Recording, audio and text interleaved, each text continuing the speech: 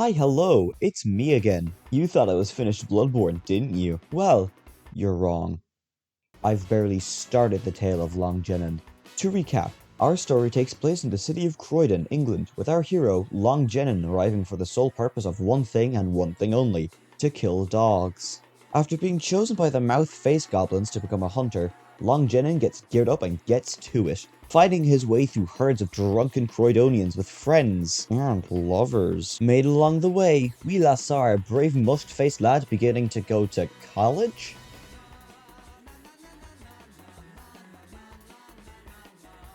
Picking up where we left off, or mostly anyways, I break into a long-abandoned college grounds and face the most challenging puzzle yet.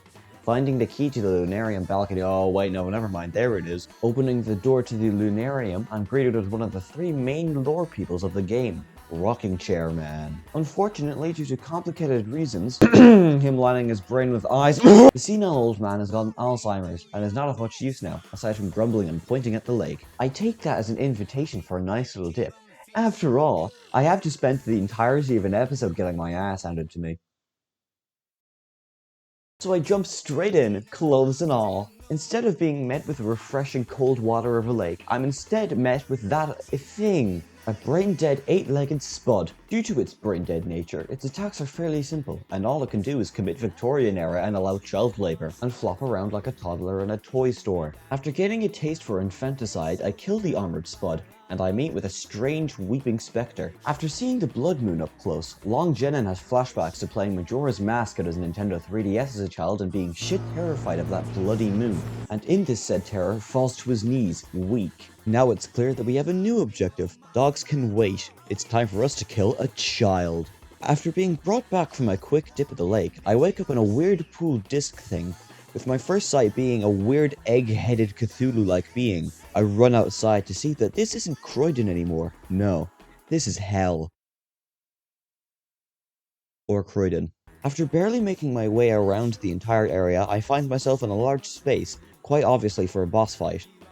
Now, at this point I was pretty under-equipped, and you may be thinking, surely I went back for more supplies, right? Wrong. Because I'm not just any gamer. I'm a dumbass gamer. Oh my god, I can't believe I just said that phrase unironically. However, as expected, my ignorance gets the best of me, and after numerous bell bitches ring-a-ding-a-ling on their bells and summon the average League of Legends player, I get squashed. Luckily, I have one trick up my sleeve, that being Sharky, everyone! Give him a round of applause. Here he is, coming out. Ooh, yeah. Ooh, look at you go. Yeah, wow. Yeah, you're gonna be paying for that. Hey! Whoa, Nebbs, you're so good at Bloodborne and also very attractive. Oh, for fuck's sake, you can't expect me to stick to the shit. Look, man, can you just read the fucking script? Anyways, Nebby, are you serious? Whatever. What's going on? Well, I'm glad you asked. You see, I'm having a little bit of trouble with the one reborn. Oh, that guy, the Flash dude. Yeah, him. You did try to kill the Bell Witches, right? What? The Bell Witches. What? You can kill them. You can do that? Yeah. Oh, for fuck! After second trying the Mall Ninja with the help of Sharky's little hint, I find myself in a very unusual room filled with skeletons with cages on their heads. This frightens me, but I know it's the only way forward. Just a quick question. Have you done any of the side content yet? Yeah, I sent the old lady to the cathedral. No. Like the side content. No? Oh boy, where do I even start? After a long debrief by Sharky, instead of sending myself headfirst in wherever the fuck that was, I decide to do some more side content. First things first, we gotta go to Hogwarts. After finding a secret passage back to where Longgenin began his fateful journey to kill dogs, I find the nurse, who has supposedly gone mad. Putting her out of her misery, I get an umbilical cord? More on that later. And an invitation to go to Hogwarts. I make my way to the path of Hogwarts only to realize that I have to call an Uber. So after doing that, I finally make it there, but unfortunately for me, it's lost quite a bit of its charm over the years. Now it's home only to metalhead ghosts and annoying ass fucking fleas. Making my way through the main gate after struggling to kill the things that want to live on things that I want to kill, my hand is forced aside by some poor Metallica listeners making people clean their floors. As I swiftly make my way through the castle, I come to the realization that it's like easy. Too easy. I cut through the metal heads like butter, and I make my way to the roof where I encounter someone I never thought I'd see with my own 2 eyes. Alfred's mentor, Master Lagarius. Or as I like to call him, every 9-year-old in any Pokemon game past Generation 5 ever. It was a challenging battle, and a refresher that I was not actually that good at the game, which is strong as shit. Realizing that instead of risking my ass by hitting the sword when he plants it in the ground, I can actually shoot it.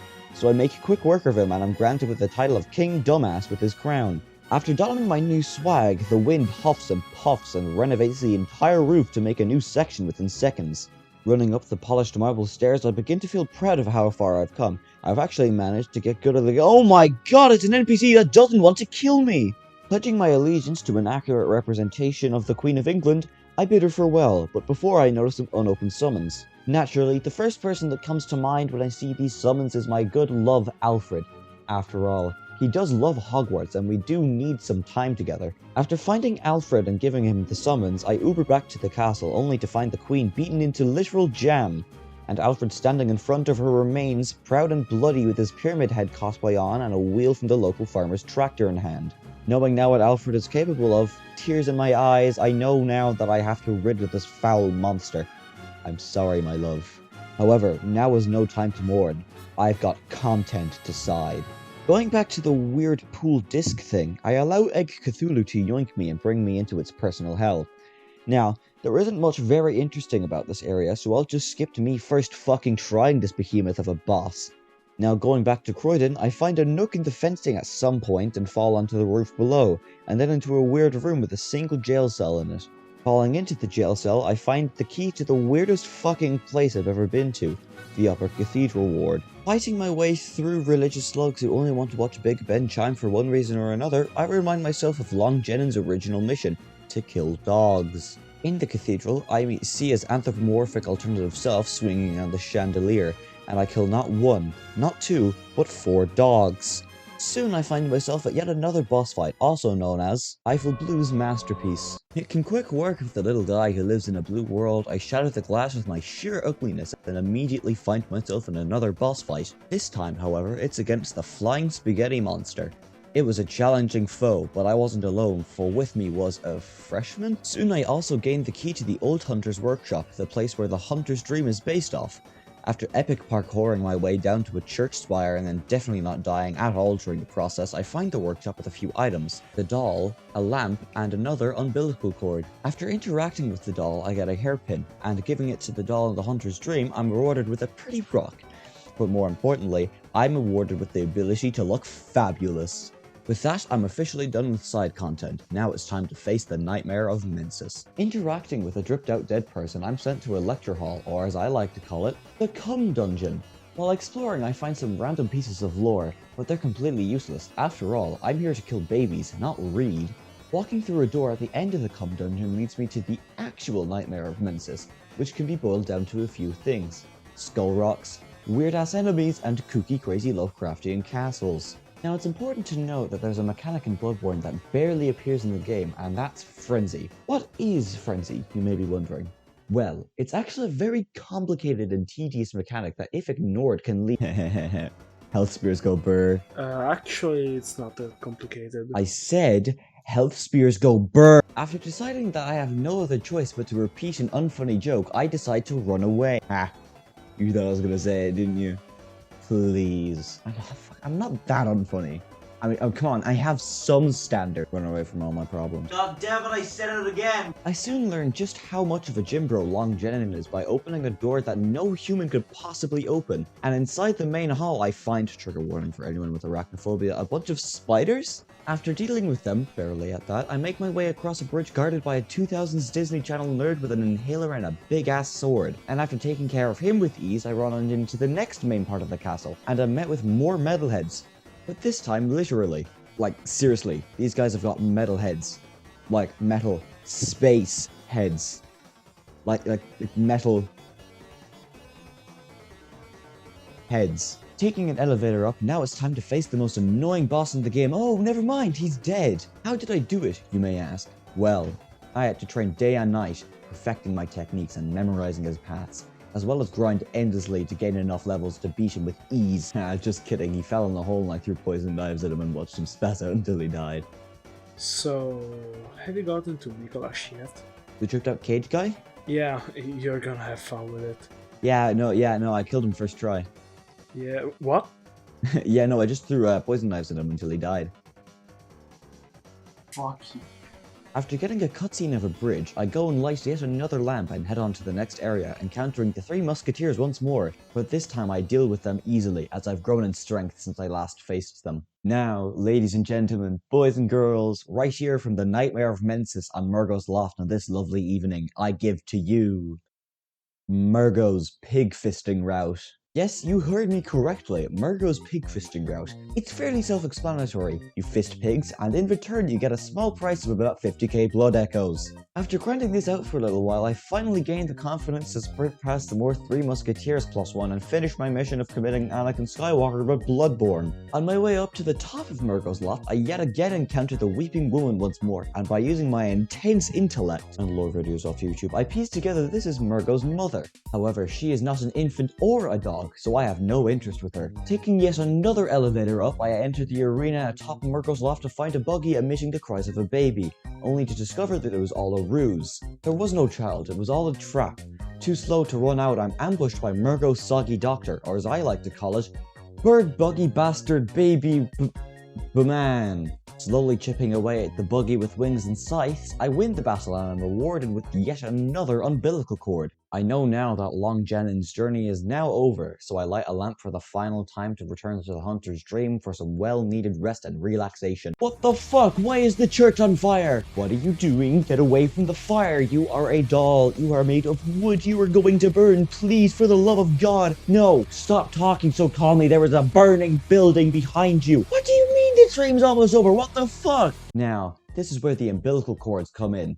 You see, if Longjennin eats 3 umbilical cords, he becomes powerful enough to take on God. So using that to my advantage, knowing Gurman will most likely try to kill me, I eat the baby food tubes to become omnipotent. Talking to Gurman, he offers me 2 options, get real or get dead. I refuse, because I want to fight the old geezer. After all he did was sit around and grumble all day. After failing try and try again, I finally beat Gurman and I'm awarded with the chance to kill the fucking moon god. And after that, I become the one thing everybody in Croydon wants to be for some reason. An all-knowing, all-powerful slug. The credits roll, and then our hero, Longjennin, awakes in a strange and dangerous environment. Wait, no, fuck, I've already done this before. Now, it should be known that there are 3 endings to Bloodborne, and I'll list them here in order of bad to good. Ending 1. God breaks your legs. In this ending, you kill Gurman, and in turn, God descends from the moon and embraces you, making you the new host of the dream. Ending 2. Gurman makes you get real, in which you submit to Gurman, of whom severs your head from your body, cutting your conscience from the hunter's dream, allowing you to become mortal and see the dawn of a new day. And ending 3. Become Slug, in which you eat all 3 umbilical cords, kill Gurman, then kill God itself and become an ethereal slug. You'd think that it would make sense to do them in that order, right? Well, I'm a stupid motherfucker, so I did it in reverse. After some time, Longjennin attempted to repeat his journey, but this time he forgot to eat the umbilical cords, so he becomes both paralyzed from the waist down and a new host for the dream. So now it's up to his cousin, Cuntface, to do the work for him. It should be noted that Cuntface is a much more resourceful person than his cousin, and is an avid believer of praying to the wine glasses. So after killing the bad physics guy and getting a chalice, Cuntface quickly makes his way through the Pthumerian chalice dungeons. Hey, Nebbs, wait. You wanna know a really cool and interesting and life-changing code that'll shatter your worldview and possibly your grasp on both yourself as a person and where you stand as a cog for society? Okay. After entering the code Cuntface is brought to the deep underground chalices of the Cum dungeon, the Cum labyrinth. You know the way that I said that Murgo's pig fisting rank gives you around 50k blood echoes? Yeah, well this gives you 83k every time you go there.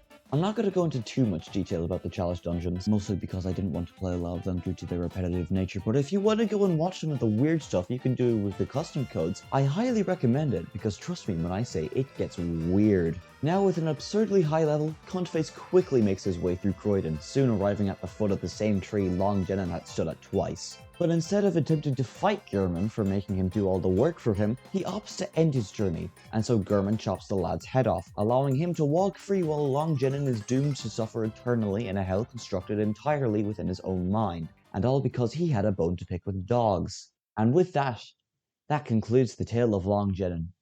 Will he ever escape his own personal hell in his own head? Will he ever finish his killing spree of dogs? Who the hell is Cuntface and why was he brought in at a random interval? We may never know. All I know is that I somehow managed to beat Bloodborne. Take that, Sharky. Can't wait to see you with the DLC though. A what? You know there's a DLC, right? Oh, you've actually got to be shit.